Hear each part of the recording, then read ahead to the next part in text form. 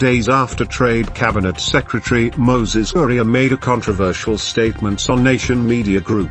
Prime Cabinet Secretary Moses Mudavadi has broken his silence. Speaking yesterday, Moses Mudavadi distanced Kenya Kwanza's government from Kuria's remarks, saying the government cannot fail to advertise on Nation. According to Mudavadi, it is a state policy to advertise with the Nation Media Group, and therefore Kenyans should ignore such reports. First of all, let me put it this way. Kenya must always have a vibrant and free media. That is what the Constitution expects. That is what the Constitution demands. And that is what Kenyans must get. All right? So, as far as I'm concerned, the government is committed to a free media, a vibrant media, an objective media, as required. So, we are not running away from that, and it should be clear. The second point I would say is that there's a very thin line between a public official and somebody in their private capacity. So my advice to any of my colleagues or anybody in public space is that be very careful in the statements that you make,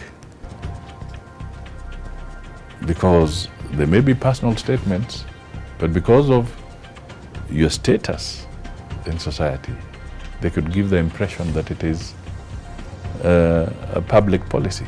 It is not.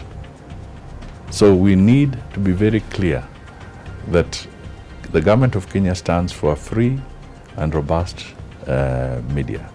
And in any case, I would also go further and say that if somebody feels aggrieved, you can criticize, you can raise your objection, but vile language is not an option. Then the Deputy President feels like maybe some of the foreign trips that you're undertaking are not bearing fruits. I think we are misinterpreting the whole thing. Okay? The trips I have made on behalf of the President, because we have to have our footprint in the diplomatic realm. I cannot stop people from talking, but I think our focus, and I still reiterate, our focus must be on better delivery of services. All right? So we are not out there for political rallies at this point in time. People should be focusing on engaging with the people. If it is public participation, if it is communicating to the people, our focus should be on matters development. That I will not run away from.